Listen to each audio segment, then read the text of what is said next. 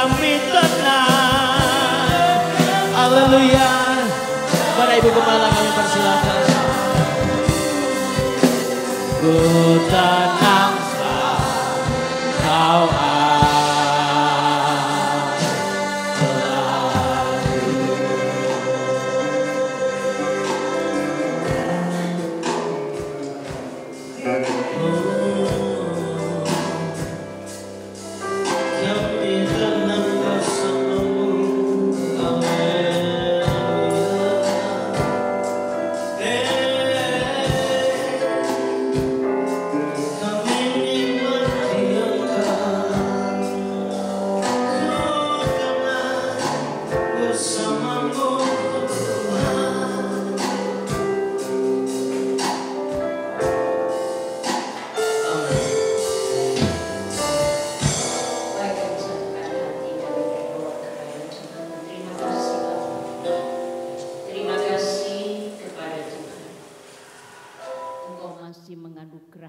kesempatan kepada kami, di mana kembali kami boleh merendahkan diri di hadapan-Mu.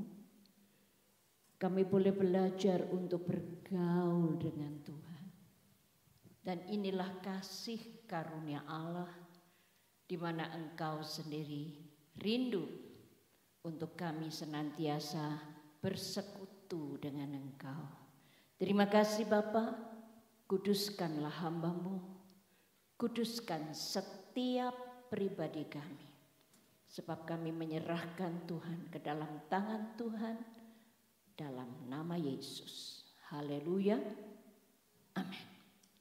Shalom semua. Baik, kita sama-sama akan masuk dalam kebenaran firman Tuhan sebelum kita menyambut upacara yang kudus, di mana Tuhan rindu untuk menyatakan kesempurnaan kasih-Nya. Itulah dengan menyerahkan nyawanya bagi saudara dan bagi saya. Kita akan sama-sama coba perhatikan teks tema kami terambil di dalam kitab 2 Timotius 2. Kitab 2 Timotius 2. Pasal yang kedua, 2 Timotius pasalnya yang kedua. Kita akan baca ayat 9 dan ayatnya yang ke-10. Saya baca ayat yang ke-9, ayat yang ke-10 kita bareng-bareng. Firman Tuhan katakan, karena pemberitaan Injil, inilah aku menderita. Malah dibelenggu seperti seorang penjahat. Tetapi firman Allah tidak terbelenggu. Ayat yang ke-10, 2-3. Karena itu aku sabar menanggung semuanya itu bagi orang-orang pilihan Allah, supaya mereka juga mendapat keselamatan dalam Kristus Yesus dengan kemuliaan yang kekal. Amin. Saudara, firman Tuhan katakan, bagaimana kesabaran itu dipertahankan oleh Rasul Paulus karena dia merindukan pemberitaan Injil itu tetap diberitakan agar orang-orang yang mendengarnya dapat diselamatkan. Sekarang kita akan coba memperhatikan mengapa kata-kata kebenaran ini tercetus dari hambanya yang bernama Rasul Paulus. Yuk kita lihat alasannya. Yang pertama dikatakan di dalam kebenaran Tiwarta saudara. Kebenaran ini terucap dari mulut seorang hamba Tuhan. Karena dia menyadari betapa pentingnya Injil firman Tuhan. Saudara, firman Tuhan tekankan begitu nyata dalam kehidupan hambanya ini, bahwa dia tahu satu-satunya jalan untuk dapat menolong manusia itulah firman. Firman Allah sangat menentukan kehidupan seseorang. Firman Tuhan dikatakan di dalam kebenarannya di dalam 1 Korintus 15 ayat yang pertama sampai dengan ayat yang ketiga. Kita akan coba perhatikan ayat-ayat ini. 1 Korintus 15. Apa yang firman Allah memberitahu kepada saudara? Saya akan coba bacakan bagi saudara. Dan sekarang saudara-saudara, aku mau mengingatkan kamu tentang Injil yang aku beritakan kepadamu. Dan kamu terima, dan yang di dalamnya kamu teguh berdiri. Oleh Injil itu kamu diselamatkan, asal kamu teguh berpegang padanya. Seperti yang telah kuberitakan kepadamu, kecuali kalau kamu telah sia-sia saja menjadi percaya. Sebab yang sangat penting telah kusampaikan kepadamu, yaitu yang telah kuterima sendiri. Ialah bahwa Kristus telah mati karena dosa-dosa kita, dan sesuai dengan kitab suci dan seterusnya dikuburkan, bangkit dan lain sebagainya. Saudara, Rasul Paulus menyadari betapa pentingnya Injil itu tetap diberitakan. Sekalipun dia tahu dan dia sangat mengerti ada terpaan, ada tekanan, ada penderitaan di depannya. Wow, dia tidak menjadi kendor. Dia tidak menjadi lemah karena dia tahu pentingnya firman itu diberitakan. Saudara, karena firman itu cuma firman yang bisa merubah hidup kita. Tidak ada yang lain. Firman Allah itu sanggup merubah kehidupan dari seorang penjahat yang dikatakan di dalam latar belakang Rasul Paulus ini dengan kesungguhan hati dia membunuh orang-orang Kristen. Tetapi firman mengubah kehidupannya sehingga dia bisa menyatakan kepada saudara dan saya betapa pentingnya firman itu diberitakan. Luar biasa saudara. Tidak ada seorang pun yang mampu merubah seseorang. Cuma firman. Itu sebabnya kita sangat butuh firman. Dan Rasul Paulus menyadari hal ini. Itu sebabnya dia rela untuk menanggung semua penderitaan. Karena apa? Dia tahu betapa pentingnya Injil itu. Ada amin? Sangat menentukan. Sangat menentukan. Karena firman Tuhan dikatakan di sini satu-satunya yang menjadi jalan buat saudara untuk menerima keselamatan. Saudara, Rasul Paulus menyadari bahwa firman Tuhan satu-satunya jalan untuk saudara bisa kembali bertemu dengan Allah. Itu sebabnya di hadapan kami ada suatu bukti pernyataan di mana dia rela untuk tubuhnya, darahnya dihancurkan semuanya karena melihat saudara dan saya di kekekalan nanti. Ada amin.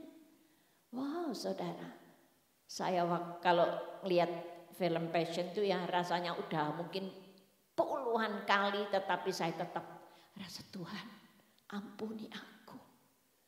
Karena akulah engkau menderita seperti itu. Karena manusia.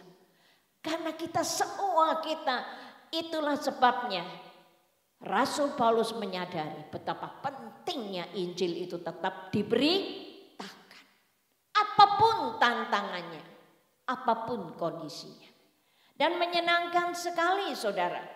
Melewati benih firman Allah saudara bisa mendapat tahu bagaimana Rasul Paulus sudah dimampukan oleh Allah memiliki keyakinan tentang kekekalan. Dia sadar bahwa hidup ini cuma sifatnya sementara. Itu sebabnya berulang-ulang saya tekankan, jangan mapan ke orep di di kota di dunia ini. Setuju? Cuma sementara, bukan selamanya saudara hidup sekaya apapun kita. Kalau Tuhan bilang pulang. Semua kita mendapat titipan napas kehidupan benar. Cuma dititipin. Di dalam Ayub coba saudara pelajari. Kalau Tuhan bilang, kembalikan napas hidupku. Pulang semua kita dengan kondisi apapun juga. Tidak bisa mempertahankan. Saya senang sekali dengan peristiwa corona ini. Menyadarkan banyak orang bahwa duit ternyata tidak bisa beli kesembuhan.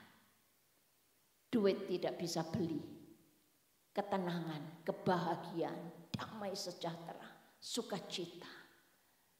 Hanya Injil itu yang akan dikaruniakan oleh Allah dalam setiap kehidupan kita.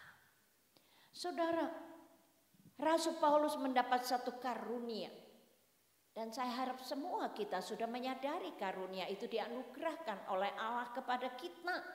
Yuk kita akan coba perhatikan di dalam 1 Korintus pasal 2 Korintus bukan 1, 2 Korintus pasalnya yang kelima. Apa yang firman Allah beritahu di sini?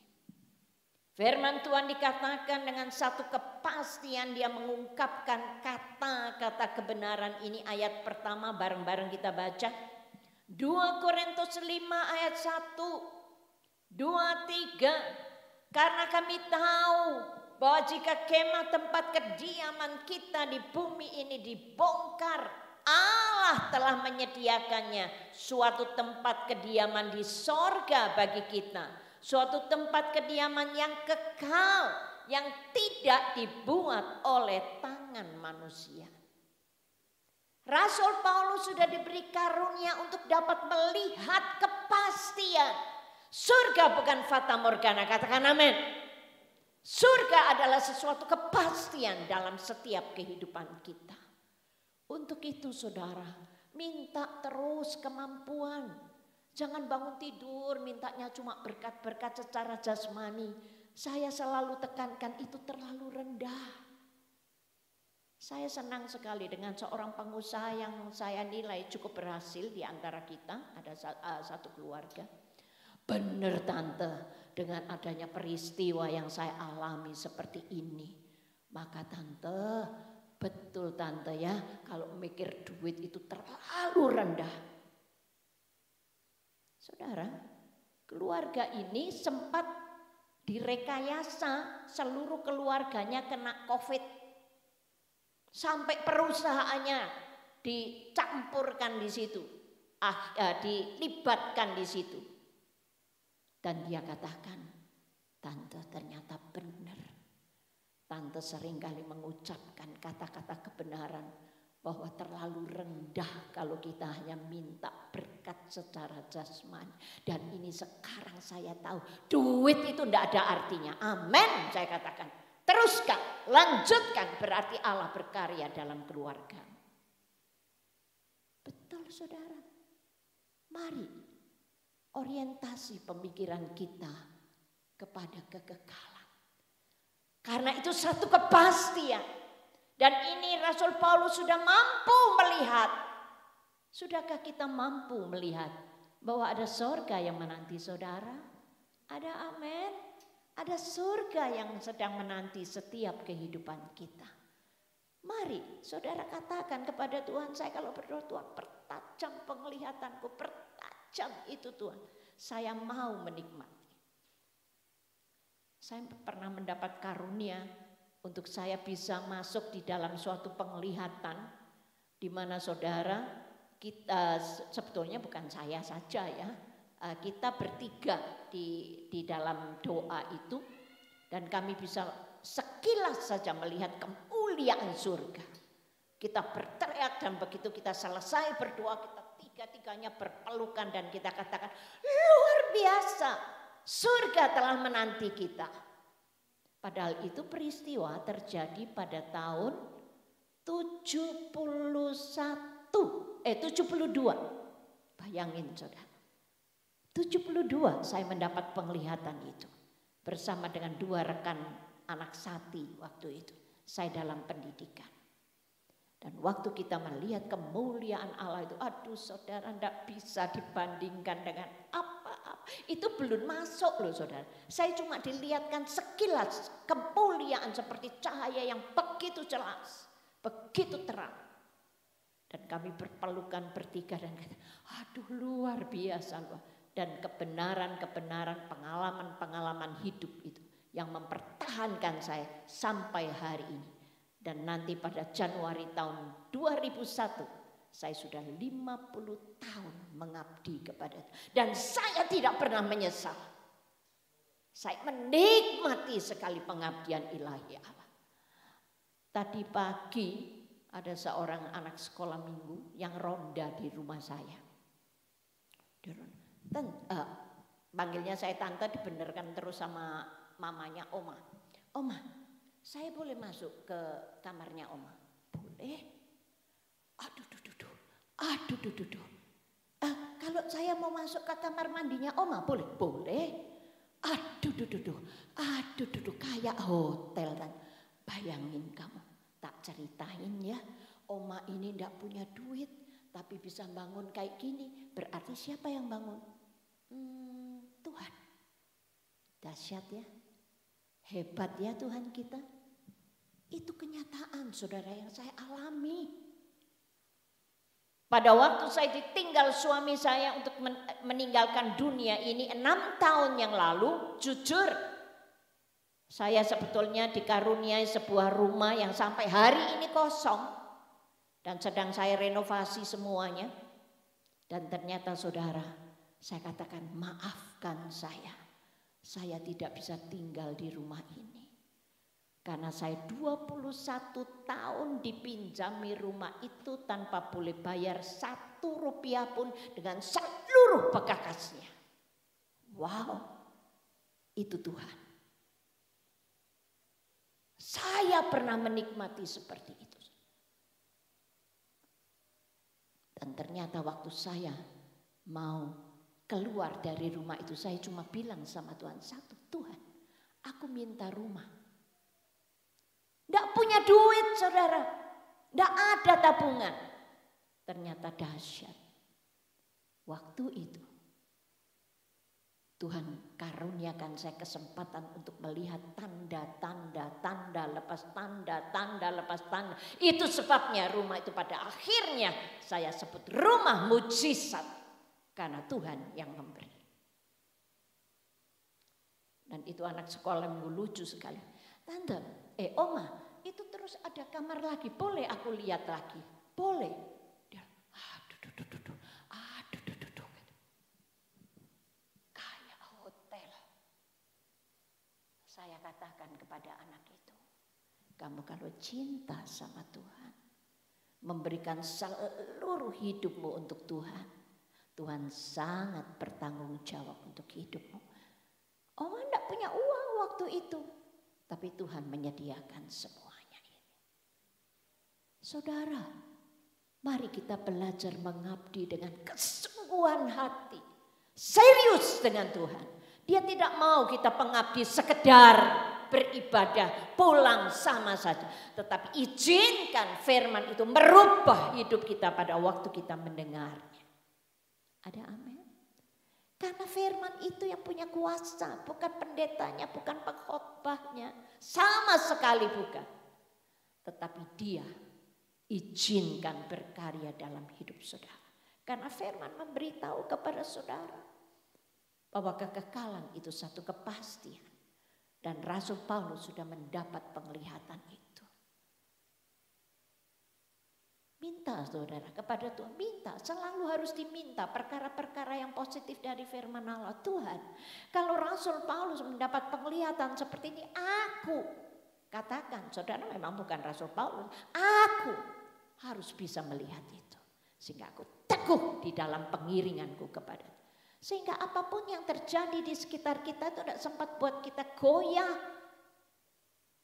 Setuju? Mari kita nikmati. Dan yang berikutnya apa yang firman Allah memberitahu kepada saudara. Menyenangkan sekali. Kita masuk dalam kebenaran berikutnya. Kemampuan untuk memandang. Mata pandangannya sudah ia arahkan kepada upah. Saudara, Bapak almarhum seringkali menekankan kebenaran ini. Mari kita memiliki pandangan mata kita arahkan kepada upah yang di seberang sana. Itu sebabnya dia paling tidak setuju kalau pemusik dibayar, pengkhotbah dibayar. Saudara perlu tahu kami para full timer siapapun juga yang khotbah di mimbar ini tidak ada 1 rupiah boleh nempel di sini. Karena kami rindu mencetak pengabdi-pengabdi ilahi Allah. Setuju saudara? Karena kami tahu upah kami besar di sana. Saya keliling Indonesia, semua pembicara-pembicara saya kasih PK dari dana yang ada di tangan saya. Tetapi saya tidak pernah menyentuh 1 rupiah pun. Karena saya rindu upah saya di seberang sana besar dan sebesar-besarnya. Saya katakan pada waktu itu kepada Tuhan. Tuhan, mahkotaku yang kau perlihatkan tentang mahkota suamiku. Punyaku harus lebih bagus dari punya suamiku. Mengapa? Sebab saya masih hidup. Dia sudah berakhir. Saya masih dikasih kesempatan. Itu sebabnya saya benar-benar mengekspresikan kasih ilahi Allah dalam kehidupan pengabdian saya yang sebenar-benarnya agar sealur dengan ilahi Allah. Karena saya tahu upah saya di seberang sana. Saya ingin memperkaya diri saya di seberang sana. Apakah saya sekarang miskin? Ya enggak. Kalau saya pakai baju yang cukup sopan seperti ini, saya rasa bukan sesuatu yang gombal, ya. Bukan saya harus bagaimana. Sampai saya ke Ibu Tessa yang sering kali membantu, yang sering kali buka lemari saya. Aduh tante, baju pesta saya mungkin ada sekitar 30 biji.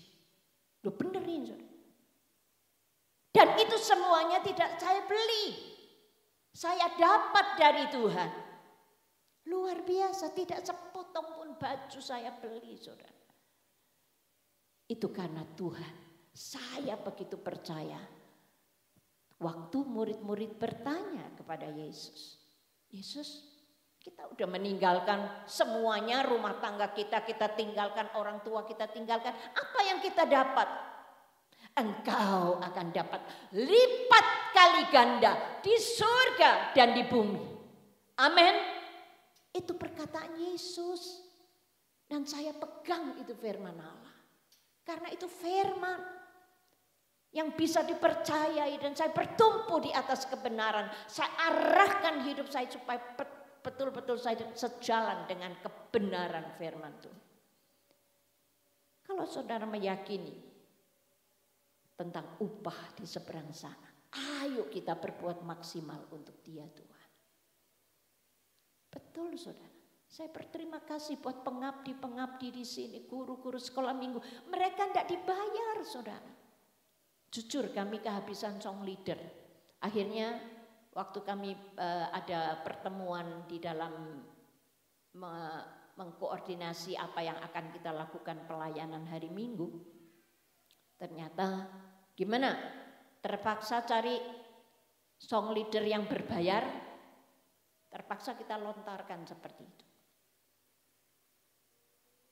Selamanya song leader di tempat ini tidak pernah menerima bayaran. Karena kami tahu ingin menolong mereka agar mereka meraih upah di seberang sana. Terlalu rendah saudara upah di sini. Terlalu rendah. Gereja ini tidak bisa bayar terlalu besar.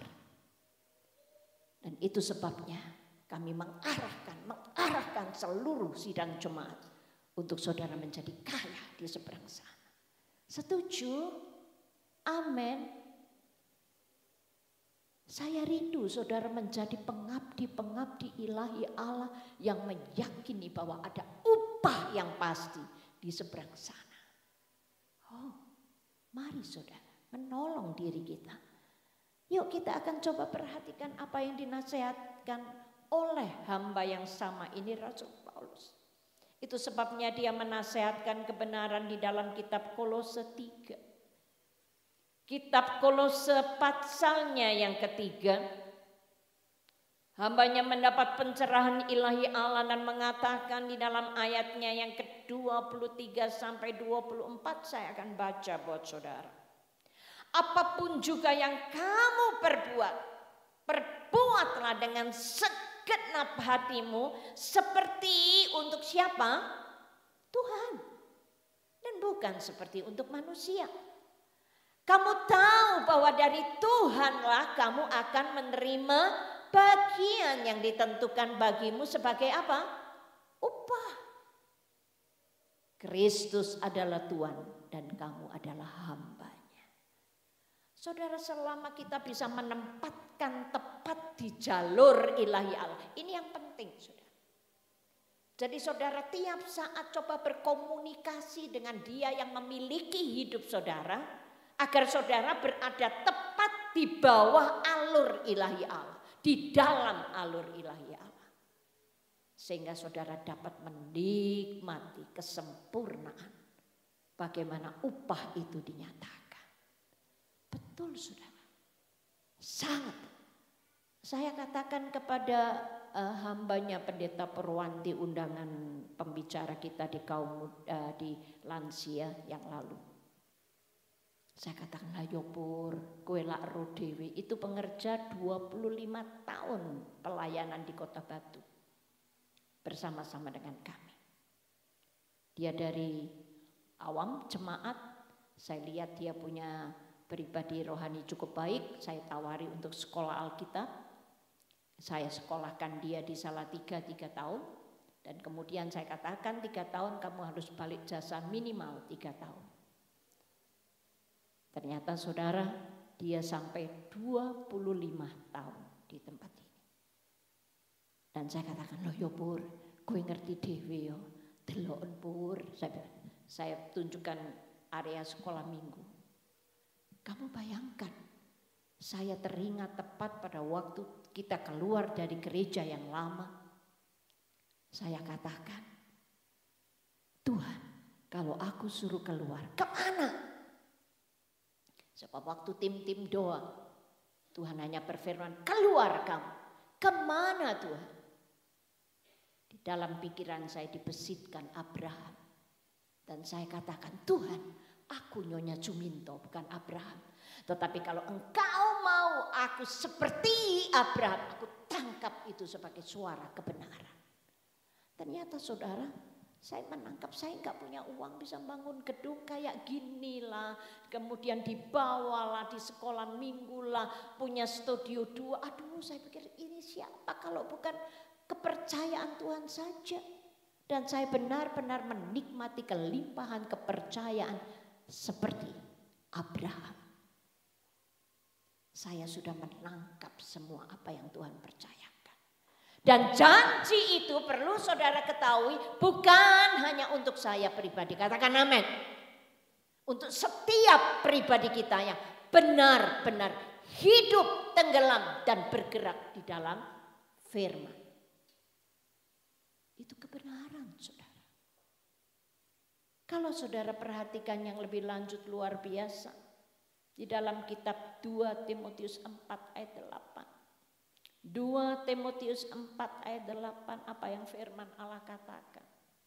2 Timotius 4 ayat 8 firman Tuhan katakan, sekali lagi saya akan baca buat saudara. Sekarang telah tersedia bagiku mahkota kebenaran yang akan dikaruniakan kepadaku oleh Tuhan Hakim yang adil pada harinya. Tetapi perhatikan baik-baik. Bukan hanya kepadaku, melainkan juga kepada semua orang yang merindukan kedatangannya, dan katakan amin. Semua kita punya hak yang sama. Amin. Tergantung bagaimana saudara menyikapi hidup ini. Untuk itu saudara, Biarlah saat ini kita belajar merendahkan diri di hadapan Tuhan. Karena satu kepastian tentang kebenaran lepas kebenaran inilah yang memungkinkan, yang mendorong Rasul Paulus untuk mencetuskan kata-kata kebenaran. Aku mau bersabar menanggung semua penderitaan ini demi untuk orang-orang pilihan Allah, termasuk kita yang di dalamnya. Saudara, coba kita kaitkan hubungkan dengan perjamuan kudus pada malam hari ini. Silahkan sebagai ayat yang terakhir kita akan membaca di dalam kitab Ibrani pasalnya yang ke-12. Satu komitmen yang sama dari Kristus Yesus Tuhan yang diikuti dalam teladannya oleh hambanya Rasul Paulus di dalam ayat yang kedua dari Ibrani pasal 12. Firman Tuhan katakan, marilah kita melakukannya dengan mata yang tertuju kepada Yesus, yang memimpin kita dalam iman dan yang membawa iman kita itu kepada kesempurnaan, yang dengan mengabaikan kehinaan tekun memikul salib, ganti sukacita yang disediakan bagi Dia yang sekarang duduk di sebelah kanan tahta Allah. Saudara, perhatikan baik-baik. Yesus mempertahankan semua penderitaan yang ada di hadapannya. Sempat pada hari apa itu saya menyampaikan perenungan di doa pagi.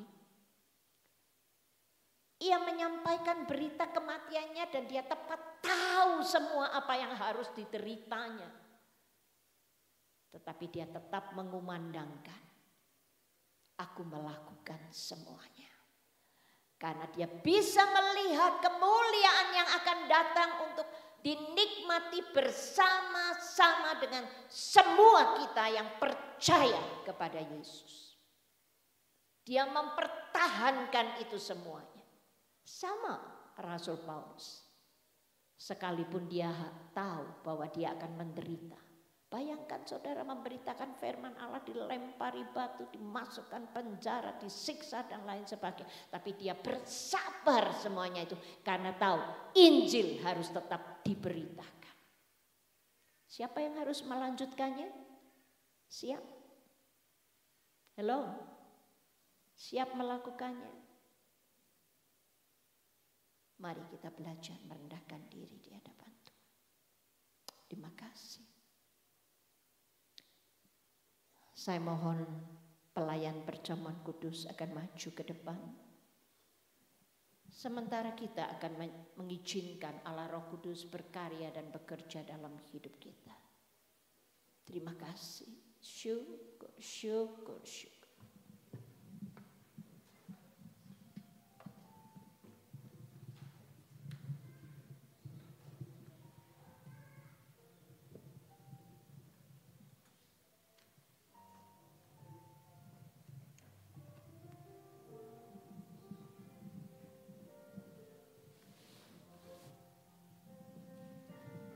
Saya mohon pelayan perjamuan kudus akan maju ke depan. Sementara kami pujikan pujian karya yang terbesar. Oh, kasih yang tak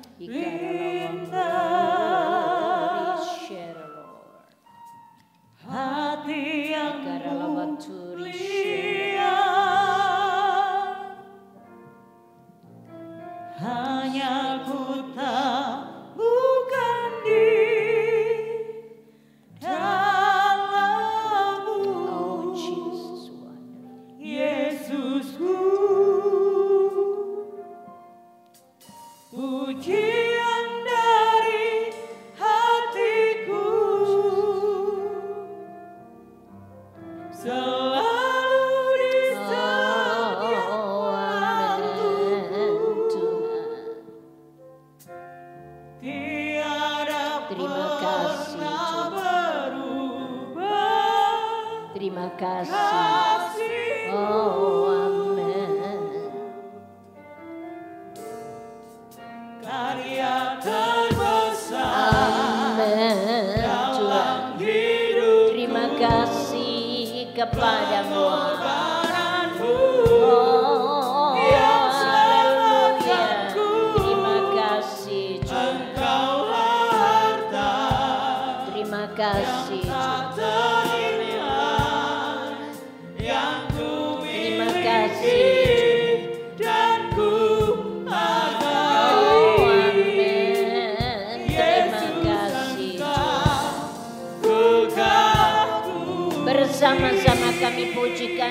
karya terbesar.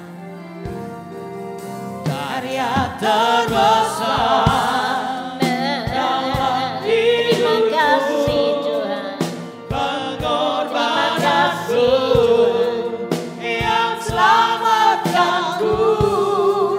Engkaulah Raja yang tak ternilai, yang ku miliki dan ku hargai. Yesus Engkau ku kagumi. Yesus Engkau Amin. ku kagumi. Yesus Engkau ku kagumi.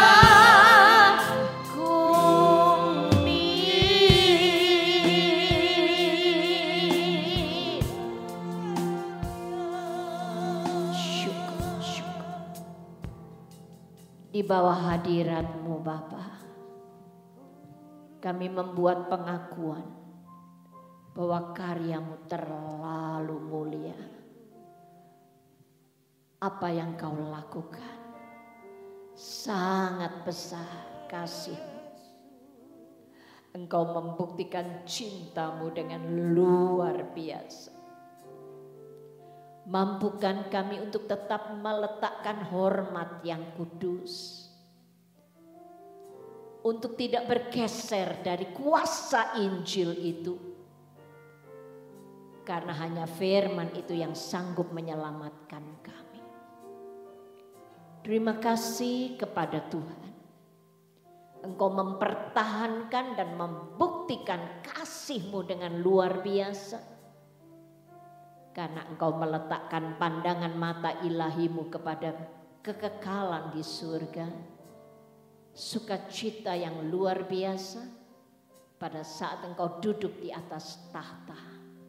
Bersama-sama dengan orang-orang kudus-Mu yang mengakui Engkau Yesus sebagai Juru Selamat. Terima kasih Bapa, kuduskan kami, persiapkan kami untuk menyambut perjamuan kudus dalam nama Yesus. Haleluya, amin. Karya terbesar.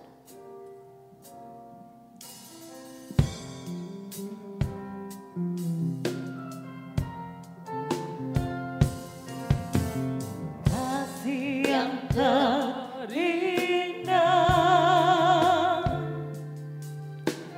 hati yang mulia, hanya ku temukan di dalam-Mu, Yesusku. Pujian dari hatiku, selalu di setiap waktuku, tiada pernah berubah kasih-Mu. Karya terbesar dalam hidupku, pengorbananku yang selamatkanku. Engkaulah Raja yang tak ternilai, yang ku miliki dan ku hargai. Yesus Engkau ku kagumi. Karya terbesar dalam Bagi yang sudah mendapat pelayanan silakan bangkit berdiri. pengorbananku yang selamatkanku. Engkaulah Raja yang tak ternilai, yang ku miliki dan ku hargai. Yesus Engkau ku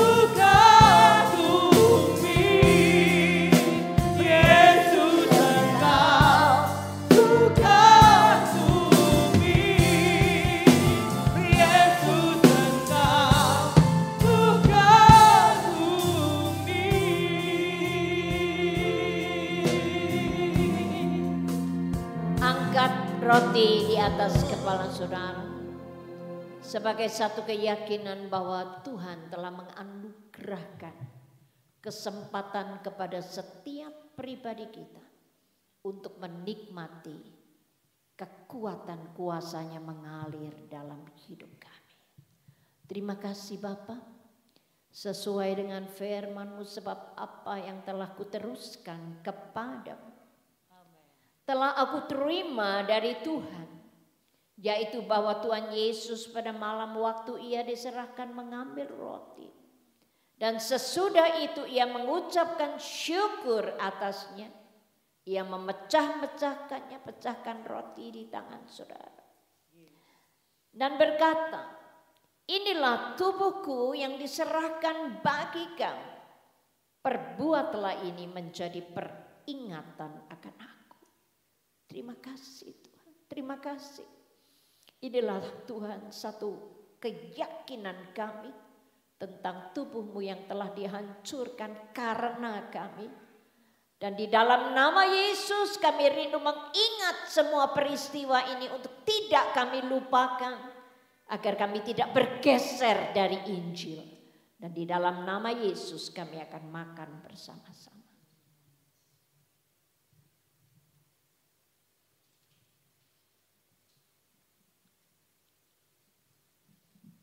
Terima kasih Tuhan, terima kasih.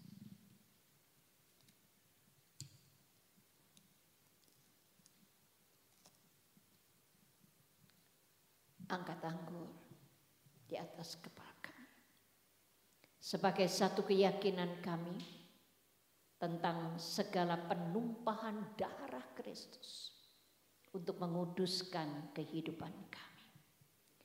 Firman Tuhan katakan demikianlah juga setelah itu ia mengambil cawan sesudah makan, lalu berkatalah, cawan ini adalah perjanjian baru yang dimeteraikan oleh darahku, dan perbuatlah setiap kali kamu meminumnya menjadi peringatan akan aku. Dan di dalam nama Yesus biarlah kami menjadi saksi di hadapan Allah dan manusia bahwa kami membuat janji untuk meyakini darah itu telah ditumpahkan karena kasih-Nya kepada saudara dan saya. Dan kita akan minum bersama-sama.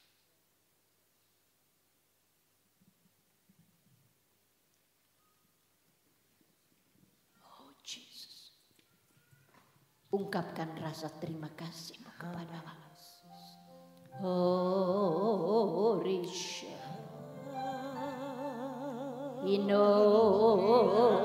Risha Lord. Oh hallelujah.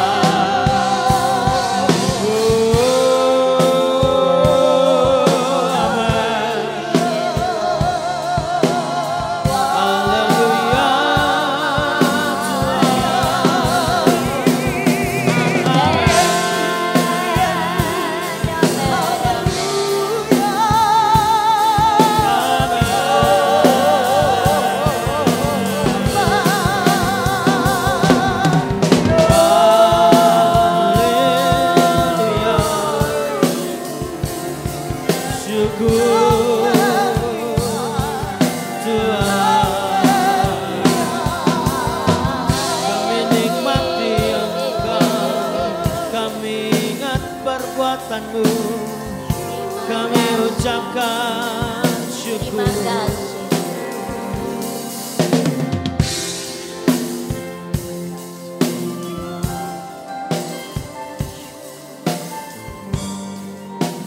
Terima kasih, terima kasih, terima kasih Bapa. Kami bersyukur Tuhan, sebab Engkau masih menganugerahkan kesempatan kepada kami untuk mengingat segala penderitaan-Mu karena dosa kami. Kami mengucap syukur kepadamu dan di dalam nama Yesus kami sudah berdoa. Haleluya. Amin. Silakan duduk kembali.